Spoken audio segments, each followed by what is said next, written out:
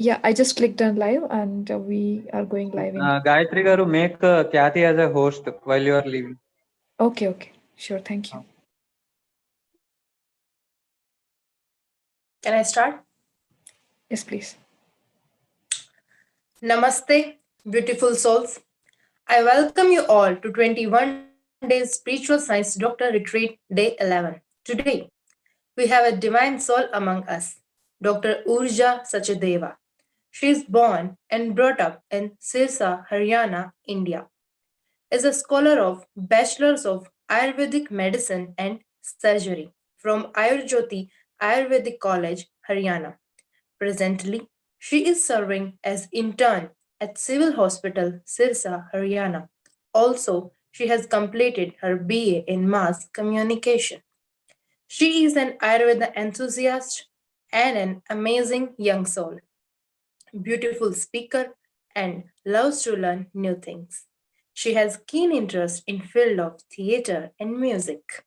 Along with this, she is district member of Nashamukt Bharat Abhiyan, president of Anti-Crime Youth Club Women's Wing Sirsa, assistant director of New Satluj Senior Secondary School Sirsa.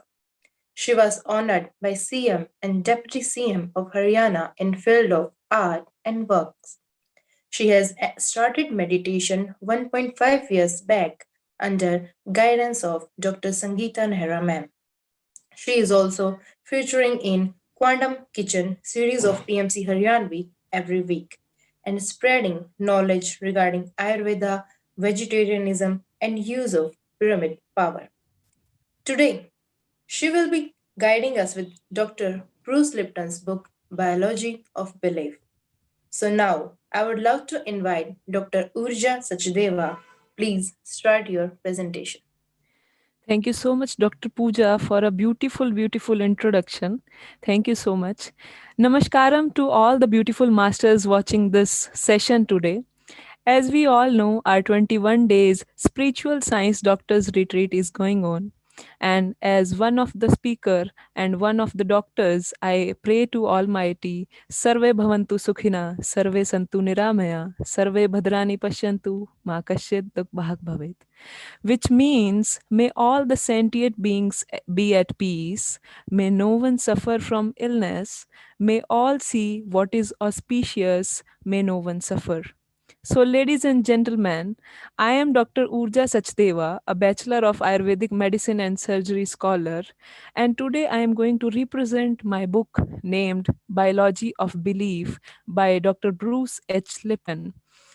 So, I hope I will try my best to explain each and every concept and experiment given in the book and make it clear the concepts of the book to you. Thank you so much. And now I would like to share my screen.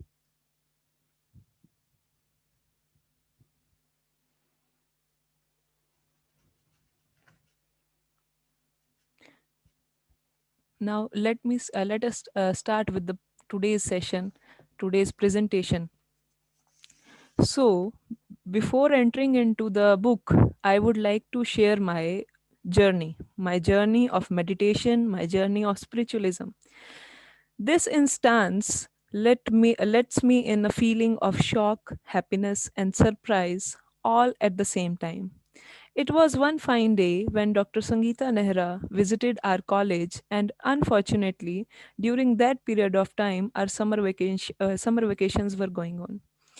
But our professors were present in the college, and they got the knowledge and wisdom of Dr. Sangeeta Nehra regarding Ayurveda, yoga, and meditation.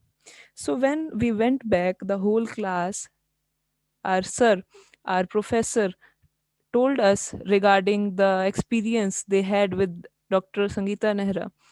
And I was, as a keen listener, I was so much excited to meet Sangeeta ma'am, but the question arised was how to meet ma'am. And I was very, I was very much excited to meet ma'am, but there was one problem. I had no option, no answer to the question that how I will meet ma'am. So suddenly one day a divine soul, late Mrs. Indravati, called my mother and told that tomorrow I will be visiting your school along with Dr. Sangeeta Nehra, as we are running an institution in the city. And then my mother informed me regarding this. And guess what? I got the answer to my question, that how I will meet Sangeeta ma'am. And I was on the cloud nine. I was extremely happy to hear this. I just could not wait for the next morning, and the night seemed to be very, very long. Then, next day, finally, I was able to meet Sangeeta ma'am, and she taught me meditation. And from the same day, I am a meditator, and she is my guru, my teacher, and my mentor from the same day. Thank you so much, ma'am, for putting me into such a great, great path. And I don't know how I was attracted to this, that I was this much attracted, that how I will meet. And I guess there was something behind that also, as growing up in a family which brought me, which I was grown up with the spiritualism, meditation, and a sort of Ayurveda in the home too. And all the thanks goes to my mother, Mrs. Shashi Sachdeva, and my grandmother, Mrs. Koshalya Devi, for nurturing me with such a culture. And also a warm, warm thanks to Sangeeta ma'am for taking me to this path and today giving me an opportunity to speak on such a platform. Then now comes my book. Why I chose this book? The answer to this question is uh, that first of all, my guru, my teacher, Dr. Sangeeta, advised me to choose this book for this 21 days spiritual science doctor's retreat. And also, there is a common mindset that we all are victims of our genes. And this book genuinely breaks all the orthodox related to this. So these, I believe that these should reach to each and everyone. So I will be explaining this today. Now comes the author of the book, Bruce H. Lipton. About the author,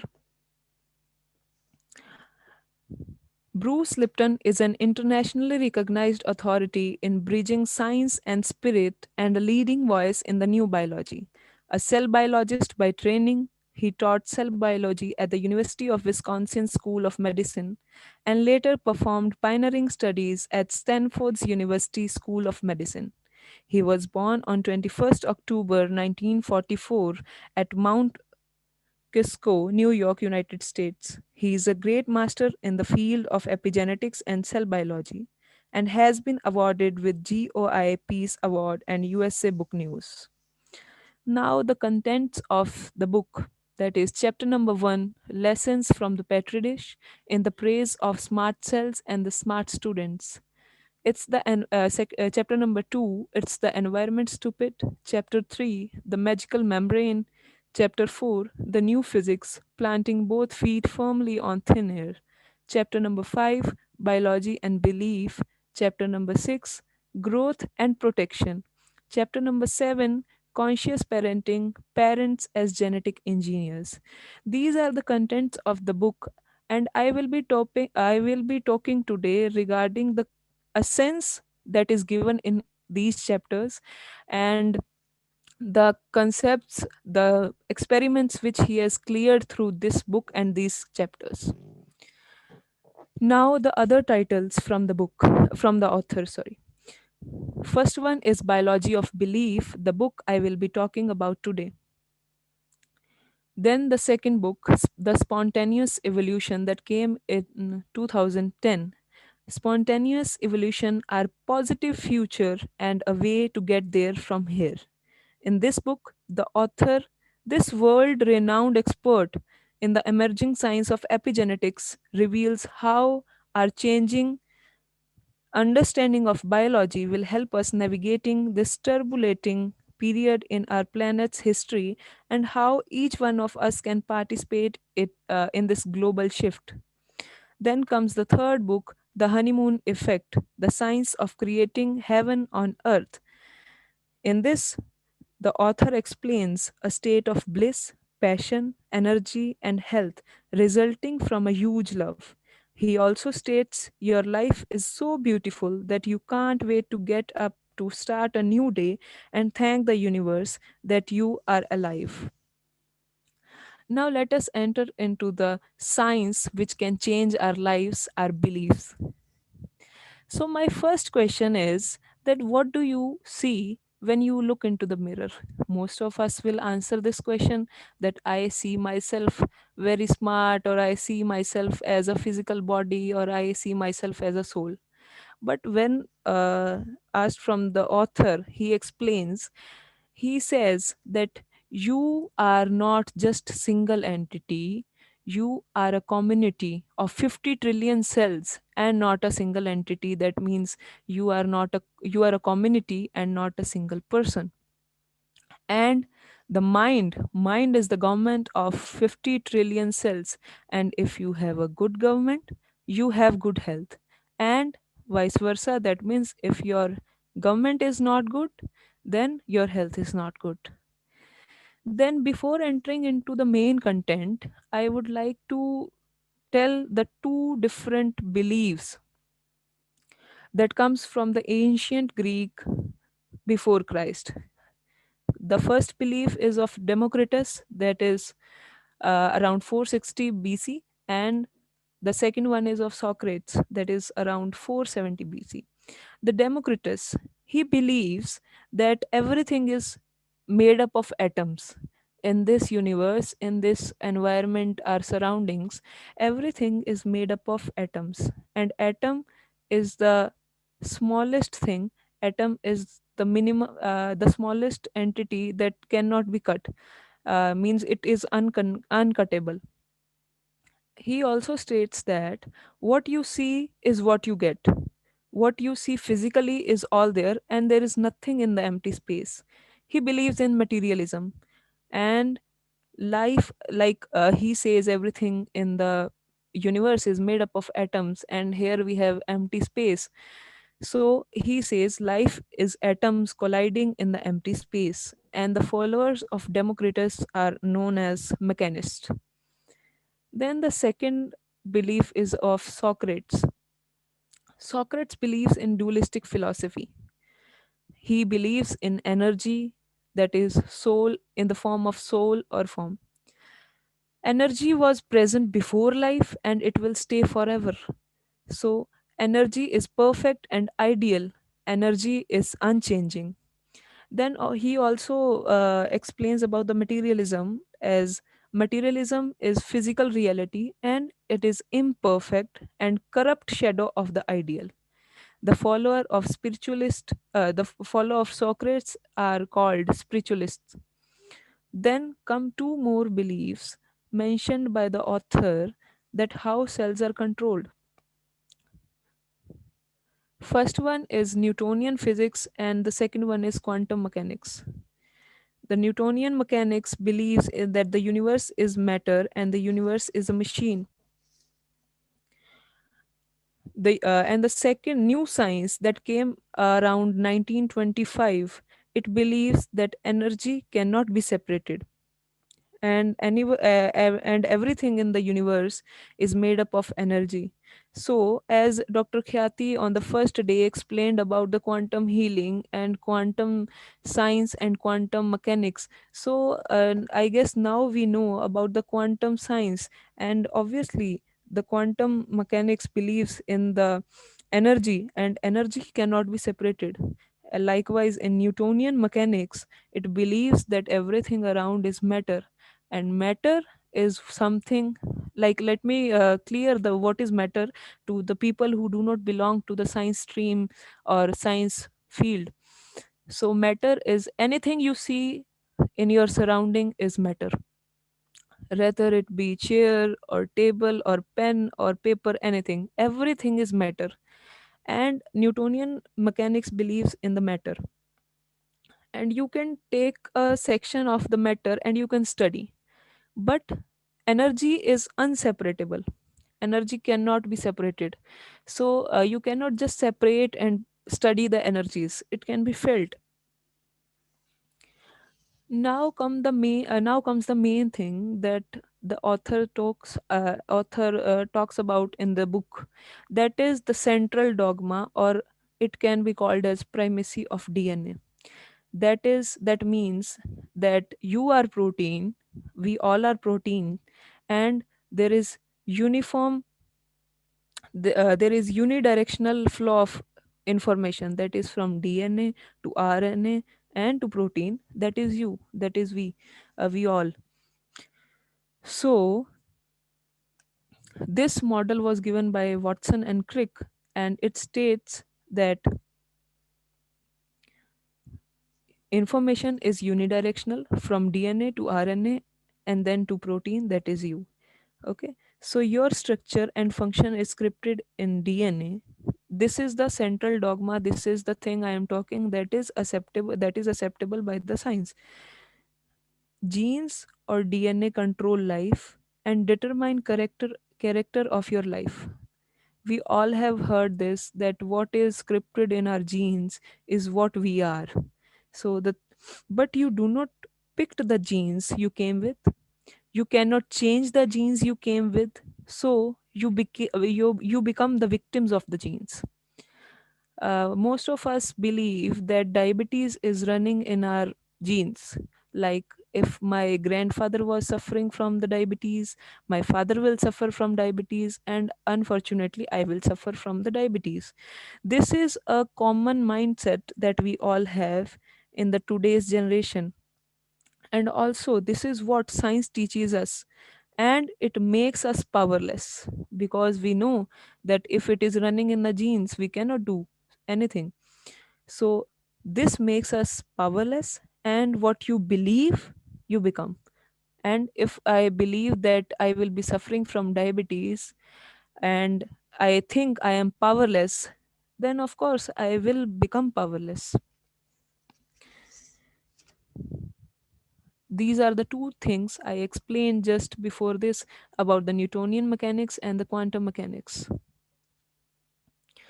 Then there is one experiment by the author, a very beautiful experiment. He tells us that energy can be seen in the form of waves. As you can see in this image, here are some waves that are produced in the water. This is energy. So he explains that when, let us take two stones, stone A and the stone B. Okay. So what happens if I take two stones of the same weight, and I drop them from the same height and at the same time? The stone A and stone B are dropped into the water at the same time and from the same height. The stones will fall in the water. There will be a ripple effect that you can see here. In this, the waves meet, and they get entangled. So this is called as constructive interference, that when the stones fall off at the same time, of same weight, and at from the same time, they make constructive interference and collide with each other and get entangled. But what happens when I just drop the stone A just before 1 minute or just a second before, and let me change the time of dropping the stones? Then what will happen? The stones will fall from the same height of the same weight, but the timing is different.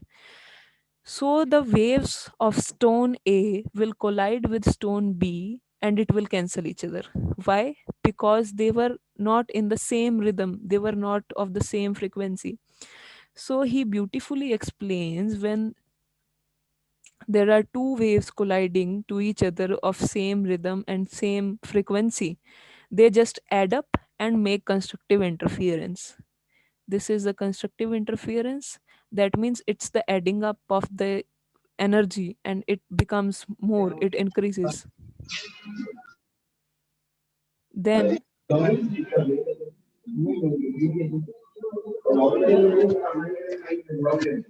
am I audible? Then the second thing I told about the destructive interference, that is the wave A and the wave B, when the stone was when the stone A was when the stone A fell off just a second or a minute earlier, then the rhythm, the frequency is not same, and when they collide, the frequency of each other, it cancels, and this is called destructive interference. And we all have experienced this in our actual lives as constructive interference as good vibes and the destructive interference as bad vibes. So I guess you should increase your energy to reach the constructive interference. And uh, let me give you an example of the constructive interference. Like when you go to certain party or any function with your positive attitude, your good vibes, and you meet with the people of good vibes, so you feel more energetic there. This is the constructive interference, this is the good vibes. So I would like to say that you should increase your energy to reach the constructive interference.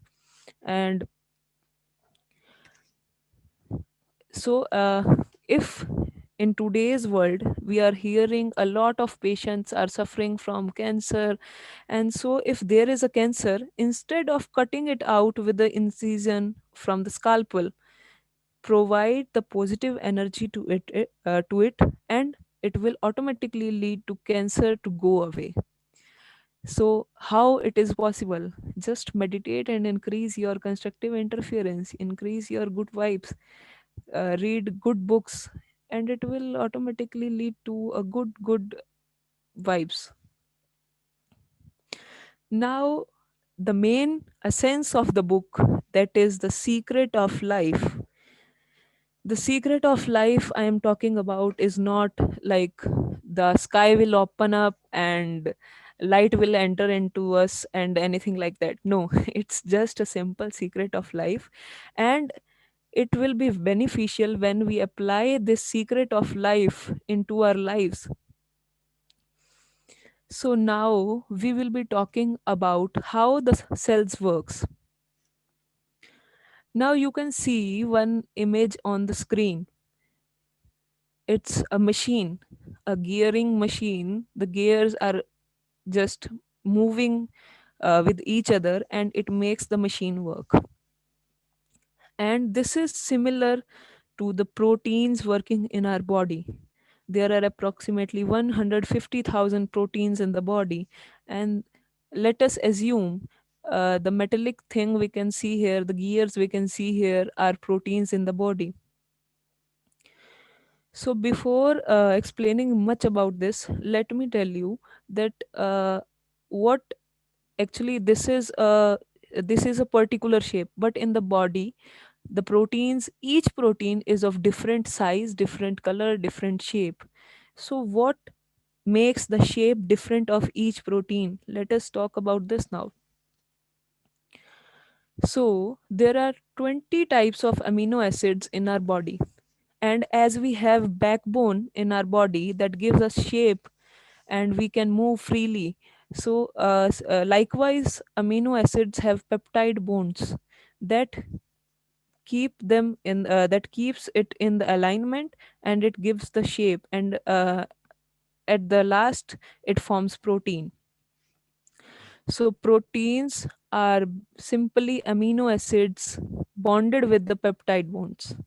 Okay, so let us understand the proteins. As I have talked earlier, that the beads, like in this image you can see the small beads that are connected with the peptide bonds, and it ultimately forms the protein. So, as I have talked earlier, that the beads are the proteins, but that model is not perfect, as each protein in the body is of different shape and size. And in the earlier image, the beads were of same size and almost same shape, and just the color was different. So, let us assume these pipes in the image one are proteins. The pipes you can see here, first, second, and this one, third. In the image one, the pipes which are given are the proteins in the body, and when they are connected, we have kind of two type of shapes we can get, that is shown in the image 2, that is A and the B. So let me ask one question: which one of these is more stable? I guess you would not be able to answer my question, because I have just not told you about the charges on each of the side. On both the sides, you can see here is the negative charge, and also here is the negative charge. On both the ends there is a negative charge. So as we know, the same charge on anything that repulses, and the opposite charge attracts each other. So in the A image 2, the figure A represents that both the charges are at a distance. So obviously that is more stable, because when they will be in contact with each other, they are both negatively charged. They will repel each other. So now let me tell you one thing, that the balls in the image A that you can see are, let us suppose that these are the signals from outside, and these are positively charged. So when I connect the signal, the ball on the one side of the pipe, that is protein, they will automatically attract each other, because the opposite charges attract each other. So one side of the protein is negative, and when I connected the positive ball to one side, it became positive, and then the positive and negative will attract each other. Hence the shape of this will be changed, and shape B will be more stable now. So hence signal helped to change the shape of protein, and when the signal from outside combines with protein, it turns out to be our behavior. When signal is not good, our behavior is not good. Let me explain it with an example. When we are sick or suffering from any illness, then even our family members, even if they ask a simple question that what you would like to have, or something anything, you can imagine, like they are asking how are you, and your answer is just leave me alone, I just want to stay alone. So what is it? Your behavior, why your behavior is changed? There can be two possibilities. If your behavior is not right, either the protein or the signal. So either the protein is the defective or the signal is defective. And if the protein is defective, that might be the birth defect. And in this world, only 5% of birth defects are there. So the major part, that is 95% of the time, it is your signal that induces your wrong behavior. So let us guess what can be the reason of our signal when our signal is not okay or it's wrong. There can be three things. First of all, trauma. Like I am speaking in this session and suddenly something hits on my head. So obviously my behavior will change, because I will just get hit from something, and I will lost my patience, and I will lose my behavior. I will change my behavior because the signal connected with my protein, it combined with protein, and it resulted into the behavior. First thing is trauma, then second thing comes bad chemicals, bad toxins, that is the bad chemicals. It may be in the form of medicine or anything we are intaking from outside. And the third most important thing, and which is the major problem nowadays, which turns our behavior wrong, is our thoughts. Yes, our thoughts are the main reason why we have a wrong behavior, as it combines, as the signal combines with the protein, and then it leads to our behavior. And if the signal is not good, our thoughts are not good, then obviously our behavior will not be good. So if you can change your mind, you can change your biology. As proteins responds to good vibes and the bad vibes, as I told earlier. Now you are a protein and signal combines from the outside. A signal combines from the outside, from the environment or the surrounding we are living in. That means the energy from the outside. Energy that controls your proteins, your body, is the vital force. So when signal combines with the protein, it makes it move. When the signal from the outside combines with the protein, it makes it move. That is our behavior. So now the brain is what controls the signal. So now I will be showing how brain of a cell works, because it's same mechanism how human brain uses to control our life. Actually, in this book, author tells about one phenomena that is called anthropomorphism, that is relating the human behavior to the cell behavior. And also he explains that there are 50 trillion cells in your body.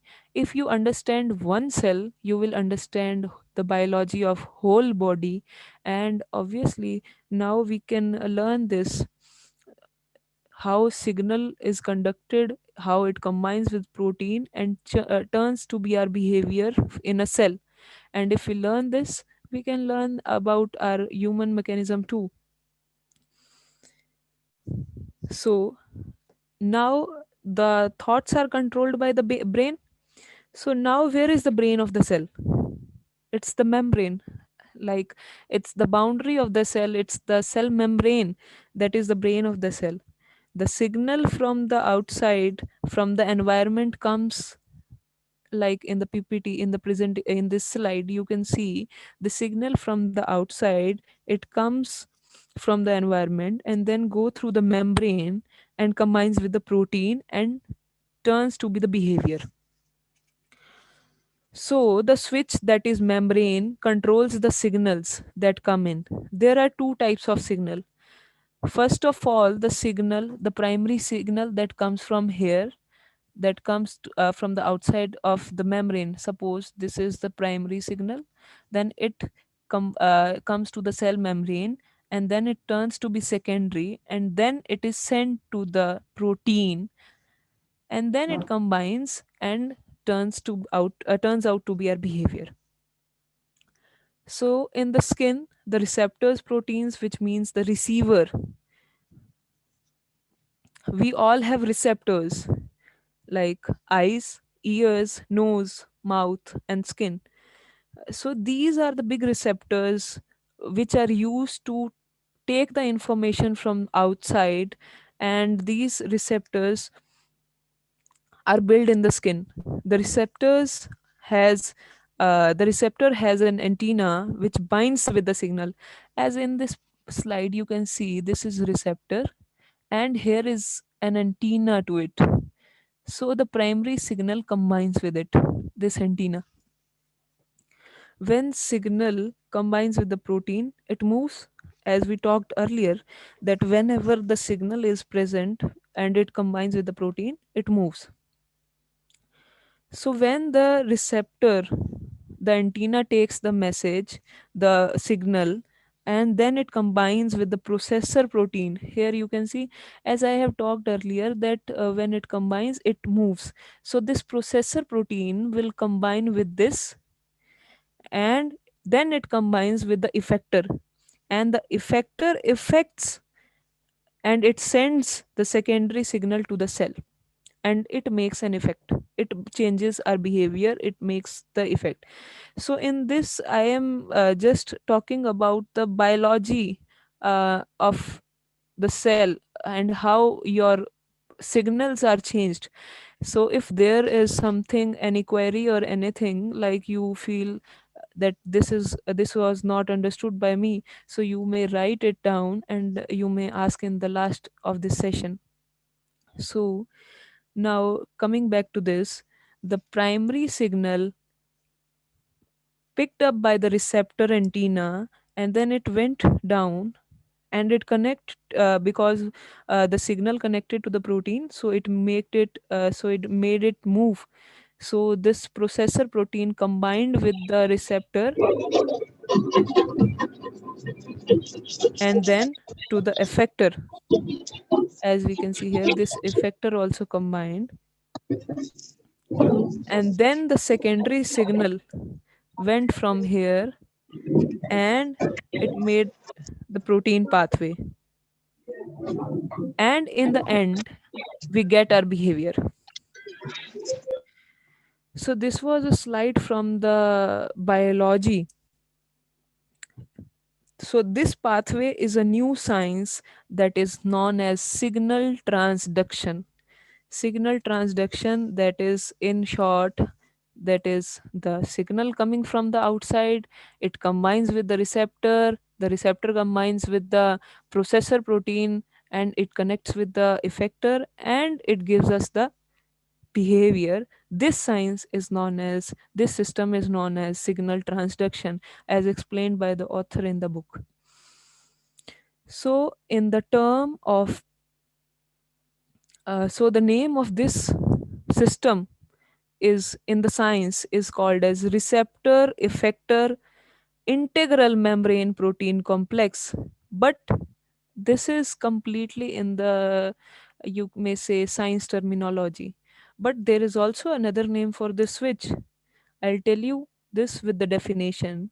In this, we just saw that the function of the receptor is awareness of the environment. Like we receive the information from the environment from our eyes, ears, and all the receptors in the skin.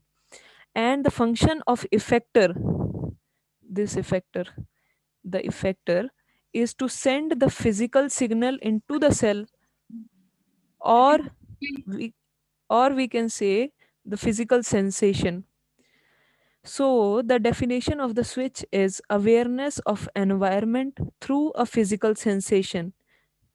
And if we check our dictionaries and we go for this definition, you can find it for our perception. Perception is the awareness of environment through a physical sensation. So, my dear friends, perception is what controls proteins, that is your behavior. So if protein is not your perception, your way of looking at things, your thoughts is the main thing that controls your proteins, that is your behavior. Then coming to the next thing, so if protein is not present, then there should be its blueprint, that is the genes. The genes present in our body, we all have one misinformation that genes are responsible for each and everything, but gene is just a blueprint. So the truth is, are you reading the blueprint or you are not?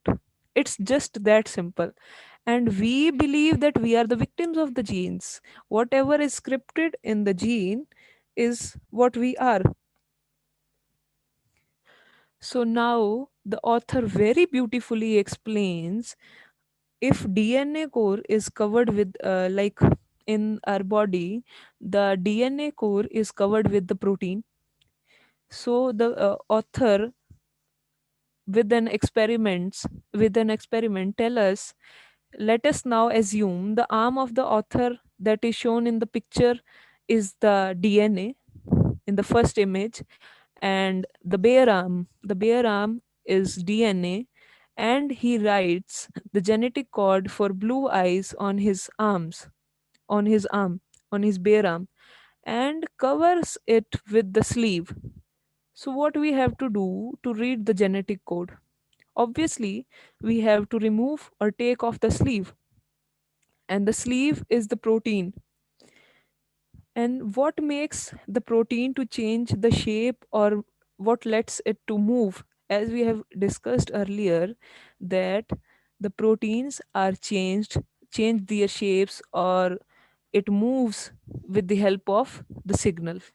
So we need a signal to take the sleeve off and read the genetic code for the blue eyes.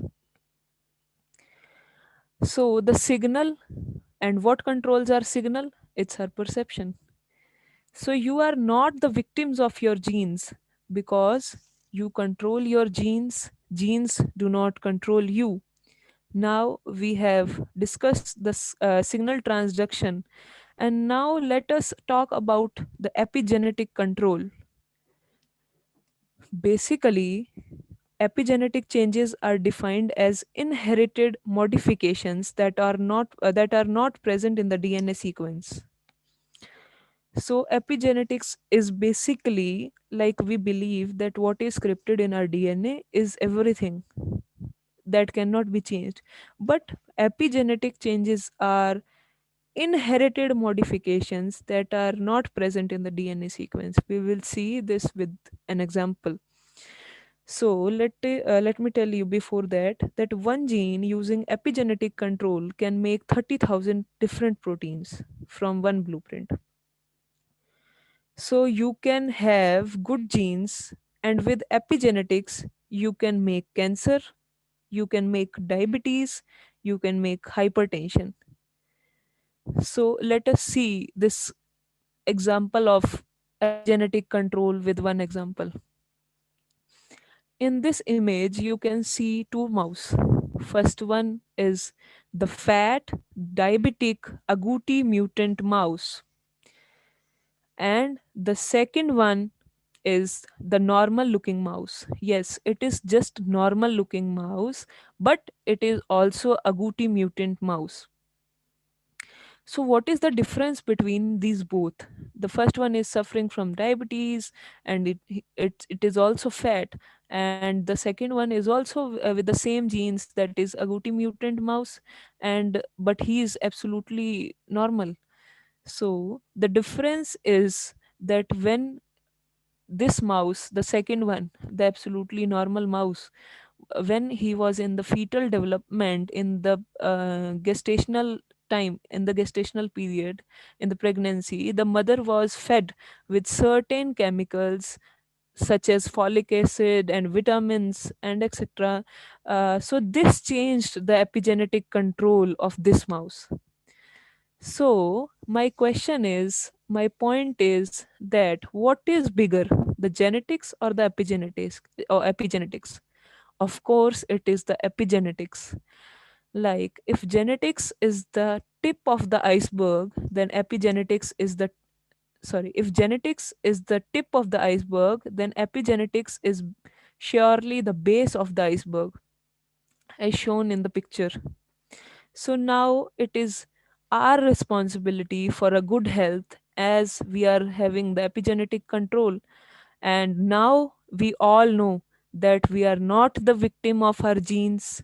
We can control it by our beliefs, our perceptions, our signals from the outside. So if you can change your perception, you can change the reading of your genes. If someone says that you will suffer from a disease, let me say diabetes. If someone says that you will suffer from diabetes and you believe in it, then surely you will create diabetes for yourself. So the learning of the day is perception controls behavior, perception controls genes, perception rewrites the genes, and hence perception controls the biology. So, and sometimes your perceptions can be right or it may be wrong. So, it's better to say belief controls biology. I should repeat it once because it's the main essence of the book, and I just love this. Belief controls biology. And there is one more concept in this book that is named as placebo and nocebo effect. That is, placebo effect is when you have a very, very positive thought about anything, that something can heal you, whether it be pills or just water or anything. In the modern science, researchers tell us that one third of the total healings are the result of placebo effects. And also, as a medical student, I have seen that the patients get very well, the patient gets well, they are healed just with the sugar pills or the injections of distilled water. They are nothing but your placebo effect, your positive attitude that this particular medicine, this particular pill, it will heal me. So this is your positive thinking. And one third of the people suffering from any disease, they are cured, they are healed just with this placebo effect. And on the other hand, the nocebo effect, when you have a negative thinking regarding anything, it is called nocebo effect. Likewise, the positive thinking can heal you, the negative thinking can kill you. So now the question arises, even if we keep our thoughts positive, we keep in the positive energy, then why we fall sick? There can be certain people who just be positive all the day and still fall sick. So the answer to this is, the most common problem in today's scenario is stress. To explain this, the author made an experiment to explain that stress is the major factor and how it works in our body. The author made an experiment. He took two petri dishes. Just petri dishes are the like simple dishes used for experiments. So he took two petri dishes and kept a set of same cells in each of them. Then in first dish he kept nutrients, and in the second dish cells, and left it for a certain period of time in the incubator. And when checked back after some time, he found the cells were attracted to the nutrients in the first dish, and the cells moved away from the toxins, or we can say the negativity, in the second petri dish. So when the cells see something positive or growth, they are attracted to that, and so are the humans. And in the opposite case, sorry, I just didn't turn it on. Yes, as you can see in this slide, the cells were attracted to the nutrients, and the cells which were kept in the petri dish with the toxin were repelled from that. They moved away from that, and a mechanism that is of protection just started. So a cell or a human can either grow at a time, or it can protect itself at that time. There is the concept is not like that it can grow and protect at the same time. It can either grow or can protect. And when there is stress, like I told, that the main reason in the nowadays, in the today's scenario, is stress. So when there is a condition of stress, or or there is any threatening situation, there is a reflex in the body that works, that is called as hypothalamic pituitary adrenal axis. Hypothalamus is the part, sorry, this I just spoke this earlier, that the cells can either grow or they can protect. Same is the human behavior. It can either be attracted to the growth, or it can go towards the repulsion, that is the protection phase. So when just imagine when you get a love, when you get a feeling of love from your family, your friends, obviously you feel good and you grow. And when there is fear, you go into the stage of protection, you hide yourself or anything like that. So to grow, you have to just leave as you can see this scale.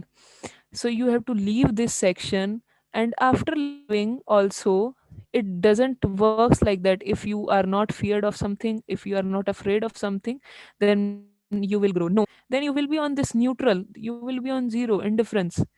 And if you want to grow, every human needs to be loved. That is the thing I am trying to say here. So when you give love, you get love. It's not like you have to love your just your family, your friends. Love your animals, love the plants, they will surely give it back to you. And you will just love that experience, and I am also having the same experience every day. I feel loved by the plants, by the animals.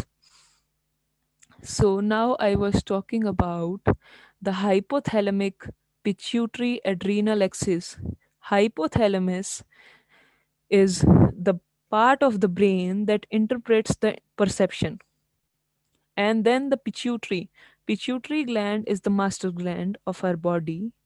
And when there is a stress condition or threatening situation, the pituitary gland sends the message to adrenal axis, adrenal gland that is present over our kidneys, and it sends the message to adrenal gland, and it releases the stress hormones which puts the body into the condition of fight or flight. Obviously, if there is a stress condition or anything like threatening condition in front of you, so you would obviously either you will fight or you will run. So there is a condition that is called fight or flight. So this condition, the fight or flight, it puts the body, it leads the blood that is in your viscera to rush into the peripheries, that is hands and legs, to either fight or run. But before this condition, when there is a stress or anything, the blood is in your viscera, that is in the central part. This and this leads to growth. It helps in the growth of the body, and as I said earlier, the cells and humans can either grow or they can protect at particular time. And when they will protect themselves, they cannot grow. So when there is stress, the body will either obviously it will protect you, and it will not grow. So this is the main reason nowadays that the mental growth, or we are almost in the stress for hours and hours, and I don't think so that I guess 90% of people are nowadays in the stress. So in the ending, concluding today's session, I would like to say that do not stress, keep your thoughts positive. Belief is the thing that controls your biology. You are not the victim of your genes. Be happy, and let us just spread love and make a new planet. Let us keep humanity alive, and let us all love our plants, our animals, and let us make a new planet. Thank you so much. And with this, I would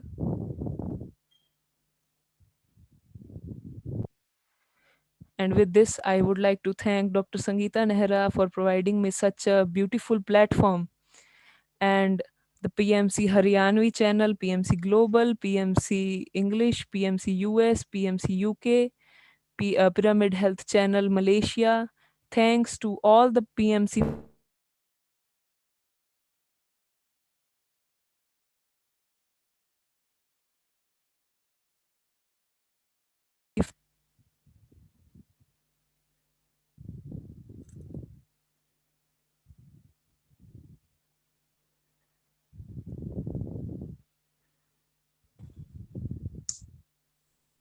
Thank you, Urja. Wow, it was amazing. You have explained the book beautifully, Urja. I mean, the concept that the cells of your body are affected by your thoughts. It is unbelievable but true. The thoughts that are racing through your mind on a moment to moment basis have the power to build up or tear down your physical and mental health. For decades, the idea that our genes are immutable, fixed, outside of our conscious control, that genes and DNA control our biology was the prevailing view of scientific community. But now it's clear that we are not victims of our genes. We can change the cell behavior and genetic characteristics by changing the cells, or I can say our thoughts. So it's crystal clear. Change your attitude, change your life. So thank you so much, Urja, for explaining such a beautiful book so wonderfully. And now I would like to invite Dr. Kathy ma'am to continue. Ma'am, please continue. Namo Namaha, all the masters. A very beautiful presentation by Dr. URJA today regarding a beautiful book, Biology of Beliefs. Amazing. Mind is the government of 50 trillion cells. Of course, we are not the victims of genes. Actually, genes become defective because of our thoughts. So, continuing the session, now I will like to introduce you all with the swag movement. Save water and go green. It is a global initiative by Pyramid Spiritual Society's movement, whose mission is to improve the environment quality and conditions of our Mother Earth by partnering with community and group leaders and aspiring environmentalists to work together to create a clean and green planet to live for ourselves and our future generations. If you want to be a swag warrior, please email us at parinita@pssmglobal.org, parinita@pssmglobal.org to participate in this great endeavor. Along with this, PSSM has announced a swag anthem music composing contest in which you will have to compose and voice an energy-filled catchy number for swag anthem in English. Theme of the song should resonate with respecting and conserving Mother Nature and a responsibility towards nature and pledging to save water and go green.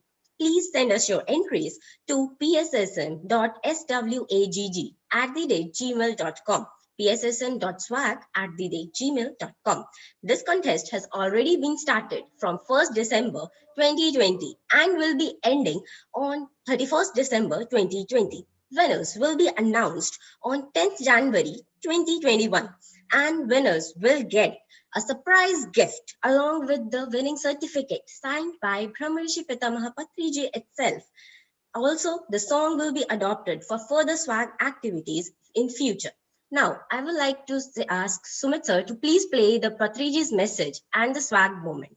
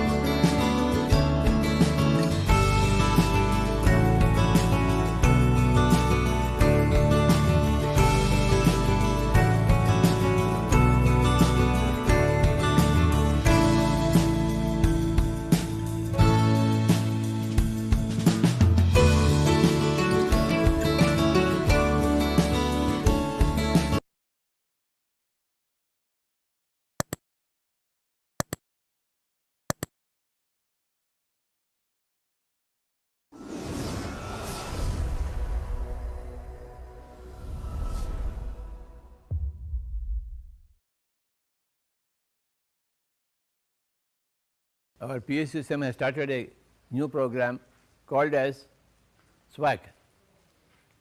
It means save water and go green. S for save, W for water, G for go, and another G for green. Save water and go green, my dear friends. We should not waste water. We should always be very, very careful in conserving our water resources. Let us not waste a drop of water. Every drop of water should be utilized properly. Every drop of water should be used for in the best possible way. If you are wasting water, then you are contributing to the poverty of the nation. If you are conserving water, every drop of water, you are conserving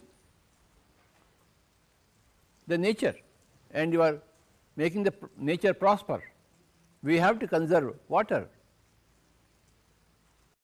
Whenever you are seeing an open tap, please close it. Let not the water go waste. This is called as save water. And then go green, plant trees. Everybody should plant trees. That is the most important activity for a man, for a human being, to plant trees. We want a very green planet, not a dry planet. And for plants, water is required. If there is no water, there is no greenery, there are no plants. These are the two important activities for a human being. You have to save water and you must see that everything is green. You must plant trees. While we are enjoying the trees planted by others, we should also plant trees. Everybody is forgetting this point and they are not planting trees at all. Why can't you plant trees? Why are you not aware of that fact, that you must plant trees every day? And always, every minute you must be aware of wasting water, and you must never waste water. Water is a very, very precious commodity. It is a divine commodity. And if you plant a tree, plant a seed, sow a seed, you are making it green. So, this is the movement called as SWAG. It means save water and go green. I like everybody to say save water, and go green. Please repeat. Save water and go green. Again. Save water and go green. SWAG. What is SWAG? Save water and go green. Again. Save water and go green. Again. Save water and go green. Like this. Save water and go green. How many points? 2 points. What are the 2 points? Save water and go green. How many points? 2 points. What are those points? Save water and go green. Ellarigu namaskara.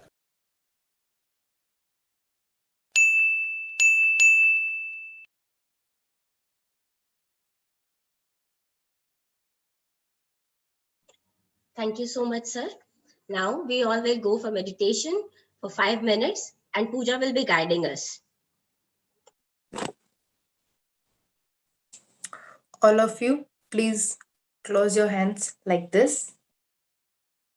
Cross your fists. Close your eyes. If anybody is putting specs, put them down. Close your eyes and just focus on your breath. Inhale.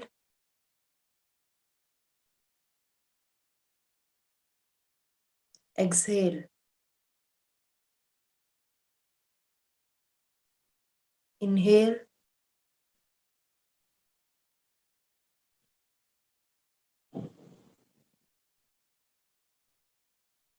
Exhale. Don't open your eyes.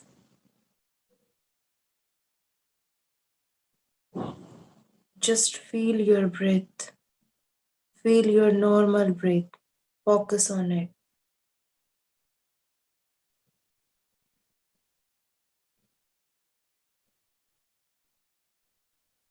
Set yourself free. Inhale. Exhale.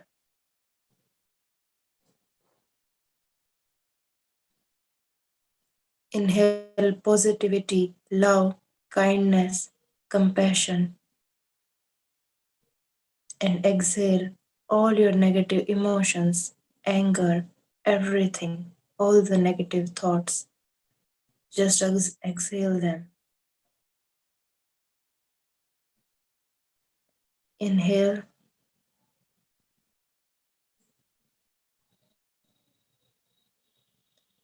Exhale. Be with your breath. Observe it. Don't open your eyes. Inhale.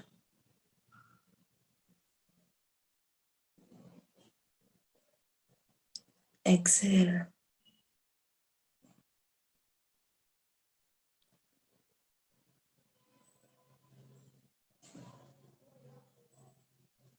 Your breath is your God. Just be with it. Feel it.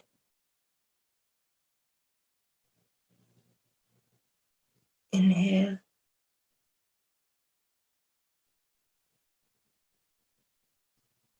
Exhale.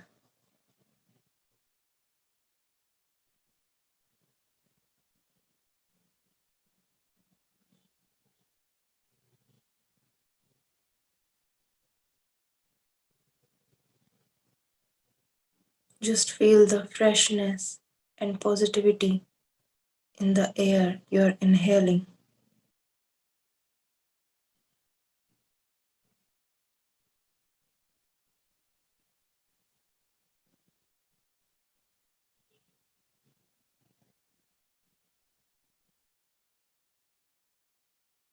Just be with your breath, oh beautiful souls.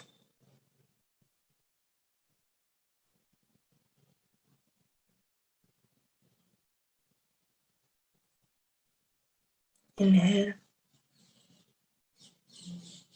Exhale.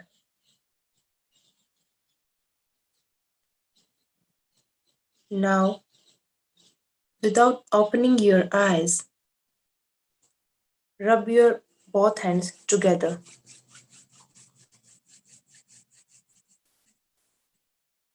Put both of your hands on your eyes and slowly and gently open your eyes.